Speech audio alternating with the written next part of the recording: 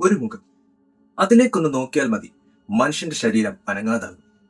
ശ്വാസം നിൽക്കും, രക്തം തണുത്തു പോകും, കണ്ണുകളിൽ അവസാനത്തെ ഭയമുറയും. അടുത്ത നിമിഷം അവൻ മനുഷ്യനല്ല, അവൻ കല്ലാണ്. ഇതാണ് ഗ്രീക്ക് പുരാണത്തിലെ ഏറ്റവും ഭീകരവും അതേസമയം ഏറ്റവും ദുഃഖകരവുമായ സ്ത്രീ രൂപങ്ങളിൽ ഒരാളായ മെഡുസ. പാമ്പുകൾ മുടിയായി ചലിക്കുന്ന ഒരു സ്ത്രീ, കണ്ണിൽ നോക്കുന്നവരെ കല്ലാക്കി മാറ്റുന്ന ശാപം. ഒരാളുടെ കഥയിൽ അവൾ രാക്ഷസി, മറ്റൊരാളുടെ കഥയിൽ അവൾ ശപിക്കപ്പെട്ട സ്ത്രീ. ഇന്നത്തെ ലോകത്ത് പലർക്കും അവൾ അനീതിക്ക് ഇരയായ ഒരു സ്ത്രീയുടെ പ്രതീകം. പക്ഷെ ഒരു ചോദ്യം ഇവിടെ നമുക്ക് ചോദിക്കണം. മെഡുസ ജനിച്ചപ്പോൾ തന്നെ ഇങ്ങനെയായിരുന്നു, അല്ലെങ്കിൽ മറ്റുള്ളവരുടെ ആഗ്രഹവും അസൂയയും അധികാരവും ചേർന്ന് അവളെ ഇങ്ങനെ ആക്കിയതാണോ? ഇന്ന് പറയാൻ പോകുന്നത് ഒരു സാധാരണ പുരാണ കഥയല്ല. ഇത് സൗന്ദര്യത്തിന്റെ കഥയാണ്. ഇത് ദേവന്മാരുടെ അഹങ്കാരത്തിന്റെ കഥയാണ്, അസൂയയുടെ കഥയാണ്. ഇതൊരു ശാപത്തിന്റെ കഥയാണ്. ഒരു സ്ത്രീയുടെ മൗനമായ നിലവിളിയുടെ കഥയാണ്. ഇത് മെഡുസയുടെ കഥയാണ്.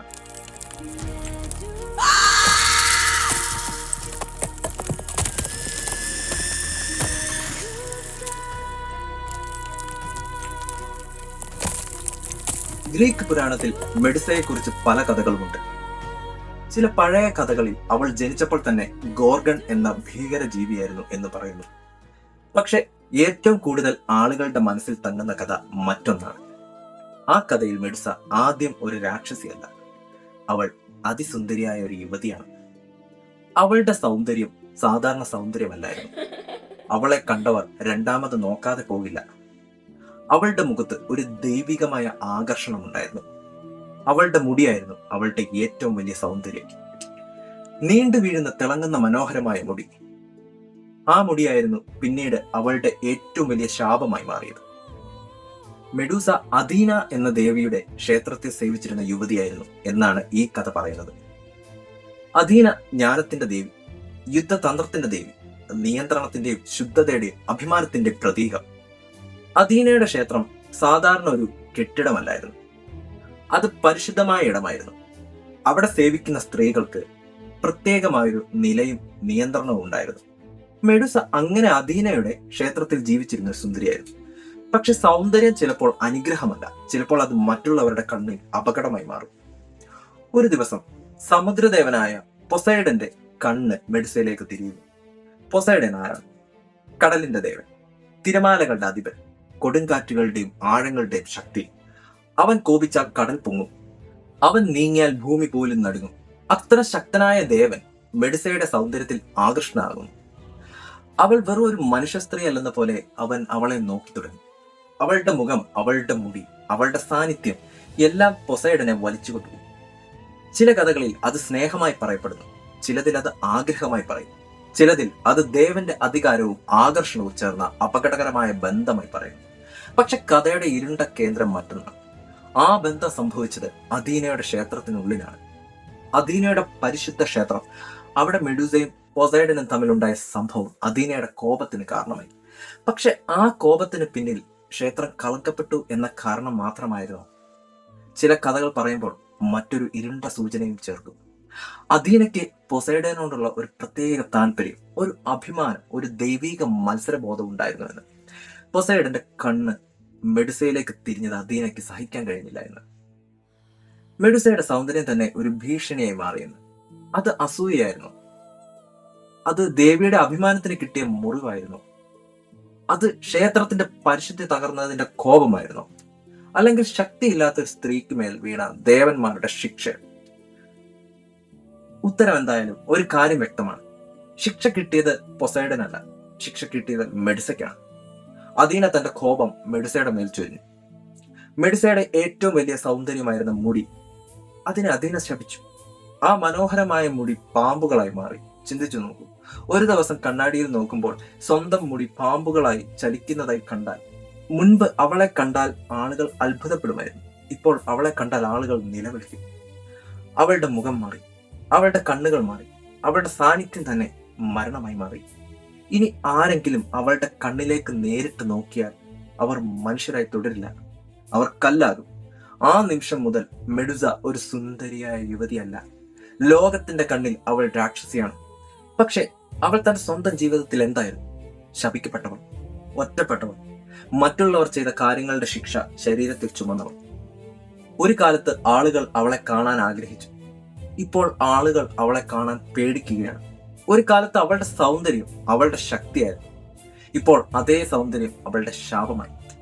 മെഡുസയ്ക്ക് ഇനി സാധാരണ ജീവിതമില്ല. അവൾക്ക് ആരെയെങ്കിലും സ്നേഹത്തോടെ ഒന്ന് നോക്കാൻ പോലും പറ്റില്ല. അവൾക്ക് ആരുടെ അടുത്ത് പോകാൻ പോലും പറ്റില്ല. കാരണം അവളുടെ ഒരു നോട്ടം മതി മുന്നിലുള്ള മനുഷ്യൻ കല്ലാകും. ഇതാണ് ശാപത്തിന്റെ ഏറ്റവും ക്രൂരമായ ഭാഗം. ആ ശാപം മറ്റുള്ളവരെ മാത്രം നശിപ്പിച്ചില്ല, അത് മെഡുസയെയും ഒറ്റപ്പെടുത്തി. അവൾ അകലേക്ക് മാറി, മനുഷ്യരിൽ നിന്നകന്നു, ദേവന്മാരിൽ നിന്നകന്നു. ലോകത്തിന് അവളെ കാണാൻ പറ്റാത്തതിനാൽ അവളുടെ പേര് കേട്ടാൽ ആളുകൾ നടുങ്ങി. അവളുടെ മുഖത്തെക്കുറിച്ച് കഥകൾ പരന്നു. അവളെ കണ്ടവർ കല്ലായി നിൽക്കുന്നു എന്ന് ആളുകൾ പറഞ്ഞു തുടങ്ങി.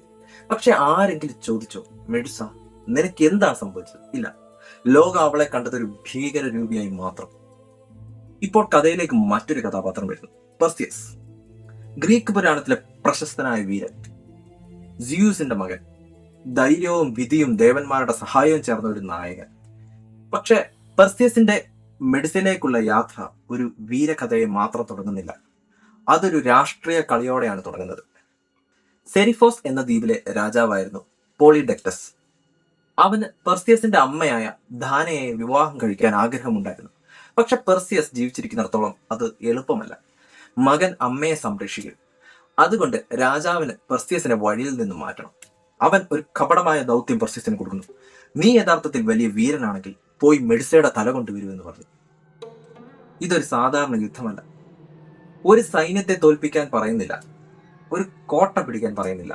അതായത് ഇതൊരു ദൗത്യമല്ല, ഇത് പെർസിയസിനെ മരണത്തിലേക്ക് അയക്കുന്ന വിധിയായിരുന്നു. പക്ഷെ പെർസിയസ് ഒറ്റയ്ക്ക് പോകുന്നില്ല. ദേവന്മാർ അവനെ സഹായിക്കുന്നു. അദീന അവന് ഒരു തിളങ്ങുന്ന കവചം നൽകുന്നു. അത് വെറും കവചമല്ല, കണ്ണാടി പോലെ പ്രതിബിംബം കാണിക്കാൻ കഴിയുന്ന കവചം. ഹെർമിസ് അവന് വാളുപോലെയുള്ള പ്രത്യേക ആയുധം നൽകുന്നു. ചിറകുള്ള ചെരുപ്പുകൾ ലഭിക്കുന്നു. അതിലൂടെ അവന് പറക്കാൻ കഴിയും. അദർശ്യനാകാൻ കഴിയുന്ന തൊപ്പി ലഭിക്കുന്നു. മെഡുസയുടെ തല സൂക്ഷിക്കാൻ ഒരു പ്രത്യേക പൈ ലഭിക്കുന്നു. ഇത്രയും സാധനങ്ങൾ എന്തിനാണ്? കാരണം മെഡുസയെ നേരിട്ട് നേരിടാൻ മനുഷ്യശക്തി മാത്രം പോരാ. അവളെ കാണരുത്, പക്ഷെ അവളെ കണ്ടെത്തണം. അവളുടെ അടുത്തേക്ക് പോകണം, പക്ഷെ അവളുടെ കണ്ണുകളിലേക്ക് നോക്കരുത്. അവളെ കൊല്ലണം. പക്ഷെ ഒരു തെറ്റായ ചുവടുമതി പെർസിയസ് തന്നെ കല്ലാവും. ഇതാണ് ആ ദൗത്യത്തിന്റെ ഭീകരത. പെർസിയസ് യാത്ര തുടങ്ങുന്നു. അവൻ കടലുകൾ കടക്കുന്നു, ഇരുണ്ട പാറകളിലൂടെ പോകുന്നു, മനുഷ്യർ പേടിച്ചു പോലും പറയാത്ത ദേശങ്ങളിലേക്ക് നീങ്ങുന്നു. ഒടുവിൽ അവൻ ഗോർഗണുകൾ താമസിക്കുന്ന സ്ഥലത്തിനടുത്തെത്തുന്നു. അവിടെ നിശബ്ദത പോലും ഭയപ്പെടുത്തുന്നതായിരുന്നു. കാറ്റ് വീശുന്നു. പാറകൾക്കിടയിൽ കടലിന്റെ ശബ്ദം മുഴങ്ങുന്നു. അകലെ ഒരിടത്ത് ഗുഹകൾ. ചുറ്റും മനുഷ്യരില്ല, പക്ഷെ അവിടെ പ്രതിമകളുണ്ട്. സാധാരണ പ്രതിമകളല്ല, ഒരിക്കൽ ജീവിച്ചിരുന്ന മനുഷ്യർ. ഒരാൾ ഓടാൻ ശ്രമിച്ച നിലയിൽ കല്ലായി, മറ്റൊരാൾ വാളുയർത്തിയ നിലയിൽ കല്ലായി, ഒരാൾ കരുണ ചോദിച്ച പോലെ കൈ നീട്ടിയ നിലയിൽ കല്ലായി. ഒരാളുടെ മുഖത്ത് അവസാന നിമിഷത്തെ ഭയം ഇപ്പോഴും തെളിഞ്ഞു നിൽക്കുന്നു. അവർ എല്ലാവരും ഒരു തെറ്റ് ചെയ്തു. അവർ മെഡുസയെ നേരിട്ട് നോക്കി. പെർസിയസ് അത് കാണുന്നു. അവൻ മനസ്സിലാക്കുന്നു, ഇവിടെ ധൈര്യം മാത്രം പോരാ, ഇവിടെ കണ്ണുകൾ അടയ്ക്കാൻ അറിയണം, ഇവിടെ നോക്കാതെ കാണാൻ അറിയണം. അവൻ അഥീനയുടെ കവചം മുന്നിൽ പിടിക്കുന്നു. അതിലെ പ്രതിബിംബം നോക്കിയാണ് അവൻ മുന്നോട്ട് പോകുന്നത്. ഒരു കണ്ണാടിയിൽ കാണുന്ന മരണം, അതാണ് അവന്റെ വഴികാട്ടി. ഗുഹയുടെ ഉള്ളിൽ 3 ഗോർഗൺ സഹോദരിമാർ ഉറങ്ങുന്നു. Stheno, Euryale, Medusa. മെഡുസയുടെ സഹോദരിമാരാണ്, അമരരാണ്. അവരെ കൊല്ലാൻ കഴിയില്ല. പക്ഷെ മെഡുസ മാത്രം മരണപ്പെടുന്നവളാണ്. അതുകൊണ്ട് ലക്ഷ്യം അവൾ തന്നെ. ഗുഹയുടെ ഉള്ളിൽ ഇരുട്ട് കട്ട പിടിച്ചിരിക്കുന്നു. പാമ്പുകളുടെ ചെറിയ ചലന ശബ്ദം കേൾക്കാം. ഗോർഗണുകളുടെ ശ്വാസം പാറകളിൽ തട്ടി മടങ്ങുന്നു. ഒരു തെറ്റായ ശബ്ദം മതി, അവർ ഉണരും. ഒരു തെറ്റായ നോക്കു മതി, പെർസിയസ് കല്ലാകും. പെർസിയസ് നേരിട്ട് നോക്കുന്നില്ല. അവൻ കവചത്തിലെ പ്രതിബിംബം നോക്കുന്നു. അവിടെ അവൻ മെഡുസയെ കാണുന്നു. അവൾ ഉറങ്ങുകയാണ്. ഇവിടെ കഥ ഒരു നിമിഷം നിർത്തണം. ലോകം ഭയപ്പെട്ട മെഡുസ, മനുഷ്യരെ കല്ലാക്കിയ മെഡുസ, പാമ്പുകളുടെ മുടിയുള്ള ഗോർഗൺ. ആ നിമിഷത്തിൽ അവൾ ഒരു ഉറങ്ങുന്ന ജീവി മാത്രമാണ്. അവൾ യുദ്ധം ചെയ്യുന്നില്ല, അവൾ പെർസിയസിനെ ആക്രമിക്കുന്നില്ല, അവൾ സ്വന്തം കഥ പറയുന്നില്ല, അവൾ ഉറങ്ങുകയാണ്. പക്ഷെ പെർസിയസ് അവളുടെ കഥ കേൾക്കാൻ വന്നതല്ല, അവൻ വന്നത് അവളുടെ തല കൊണ്ടുപോകാനാണ്. അവൻ പതുക്കെ അടുത്തേക്ക് നീങ്ങും. വാളിന്റെ പിടി മുറുകെ പിടിക്കുന്നു. അവന്റെ ശ്വാസം വേഗമാകുന്നു. കവചത്തിലെ പ്രതിബിംബത്തിൽ മെഡുസയുടെ മുഖം തെളിയുന്നു. ആ മുഖം ഭീകരമാണോ, അല്ലെങ്കിൽ ശാപത്തിൽ കുടുങ്ങിയ ഒരു സ്ത്രീയുടെ മുഖമാണോ? പെർസിയസിന് ചിന്തിക്കാൻ സമയമില്ല. അവൻ വാളുയർത്തുന്നു. പാമ്പുകൾ അല്പം ചലിക്കുന്നു. ഒരു നിമിഷം ഗുഹ മുഴുവൻ നിശബ്ദം. അടുത്ത നിമിഷം വാൾ വീഴുന്നു. മെഡുസയുടെ തല ശരീരത്തിൽ നിന്ന് വേർപെടുന്നു. മെഡുസ മരിച്ചു. പക്ഷെ അവളുടെ കഥ അവിടെ അവസാനിക്കുന്നില്ല. അവളുടെ രക്തത്തിൽ നിന്ന് പെഗസസ് എന്ന ചിറകുള്ള കുതിര ജനിച്ചു എന്ന് പുരാണം പറയുന്നു. അത് വളരെ ശക്തമായൊരു പ്രതീകമാണ്. ജീവിച്ചിരിക്കുമ്പോൾ മെഡുസയുടെ കണ്ണുകൾ മനുഷ്യരെ കല്ലാക്കി. പക്ഷെ അവളുടെ മരണത്തിൽ നിന്ന് ആകാശത്തിലേക്ക് പറക്കുന്ന ഒരു ജീവി ജനിച്ചു. ശാപത്തിൽ നിന്ന് സ്വാതന്ത്ര്യം, ഭീകരതയിൽ നിന്ന് സൗന്ദര്യം, മരണത്തിൽ നിന്നൊരു പുതിയ കഥ. പെർസിയസ് മെഡുസയുടെ തല എടുത്തു കൊണ്ടുപോയി. അവളുടെ മുറിച്ചെടുത്ത തല പോലും ശക്തിയുള്ളതായിരുന്നു. ആരെങ്കിലും അതിലേക്ക് നോക്കിയാൽ അവർ ഇപ്പോഴും കല്ലാകുമായിരുന്നു. അവൻ ആ തല ഉപയോഗിച്ച് ശത്രുക്കളെ തോൽപ്പിച്ചു. അവസാനം മെഡുസയുടെ തല അഥീനയുടെ കവചത്തിലുമെത്തി. ഇവിടെയാണ് കഥ വീണ്ടും നമ്മളെ ചിന്തിപ്പിക്കുന്നത്. ജീവിച്ചിരിക്കുമ്പോൾ ലോകം മെഡുസയെ ഭയന്നു. മരിച്ച ശേഷം അവളുടെ ശക്തിയെ ലോകം ഉപയോഗിച്ചു. അവളുടെ സൗന്ദര്യം ഒരിക്കൽ മറ്റുള്ളവരുടെ ആഗ്രഹമായി. അവളുടെ ശാപം മറ്റുള്ളവരുടെ ആയുധമായി. അവളുടെ തല പോലും മറ്റൊരാളുടെ വിജയത്തിന്റെ ഭാഗമാക്കി മാറ്റപ്പെട്ടു. അതുകൊണ്ട് മെഡുസയെ വെറും ഒരു രാക്ഷസി എന്ന് മാത്രം പറയാൻ പറ്റുമോ? നൂറ്റാണ്ടുകളോളം അവളെ പാമ്പ് മുടിയുള്ള ഭീകര സത്വമായി പറഞ്ഞു. കണ്ണിൽ നോക്കിയാൽ മനുഷ്യരെ കല്ലാക്കുന്ന ശപിക്കപ്പെട്ട ജീവിയായി പറഞ്ഞു. പക്ഷെ ഇന്ന് അവളുടെ കഥ വീണ്ടും കേൾക്കുമ്പോൾ മറ്റൊരു ചോദ്യം ഉയരും. മെഡുസ ശരിക്കും രാക്ഷസിയായി ജനിച്ചതാണോ? അല്ലെങ്കിൽ മറ്റുള്ളവരുടെ ആഗ്രഹവും അസൂയയും കോപവും ചേർന്ന് അവളെ രാക്ഷസിയാക്കി മാറ്റിയതാണോ? അവൾ ഒരിക്കൽ സുന്ദരിയായിരുന്നു, പിന്നീട് ശപിക്കപ്പെട്ടു, ഒറ്റപ്പെട്ടു, ലോകം പേടിച്ച ഒരു മുഖമായി മാറി. അവസാനം അവൾ കൊല്ലപ്പെട്ടു. പക്ഷെ അവളുടെ ശബ്ദം ആരും കേട്ടില്ല. അവൾ എന്തനുഭവിച്ചു? അവൾക്ക് നീതി കിട്ടിയോ? അവളെ മോൺസ്റ്റർ എന്ന് വിളിച്ച ലോകം ഒരിക്കലെങ്കിലും അവളുടെ വേദന കണ്ടു. അതാണ് മെഡുസയുടെ കഥയെ ഇന്നും ശക്തമാക്കുന്നത്. അവളുടെ കണ്ണുകൾ മനുഷ്യരെ കല്ലാക്കി എന്ന് പുരാണം പറയുന്നു. പക്ഷെ അവളുടെ കഥ കേൾക്കുമ്പോൾ നമ്മളുടെ മനസ്സാണ് ഒരു നിമിഷം നിശ്ചലമാകുന്നത്. കാരണം മെഡുസയുടെ കഥ ഒരു ഹൊറർ സ്റ്റോറി മാത്രമല്ല, അതൊരു കണ്ണാടിയാണ്. നമ്മൾ ഭയപ്പെടുന്ന മുഖങ്ങളുടെ പിന്നിൽ എന്ത് കഥകളാണ് ഒളിഞ്ഞിരിക്കുന്നതെന്ന് ചോദിക്കുന്ന കണ്ണാടി. അതാണ് മെഡുസ. കണ്ണിൽ നോക്കിയാൽ മനുഷ്യരെ കല്ലാക്കിയ സ്ത്രീ.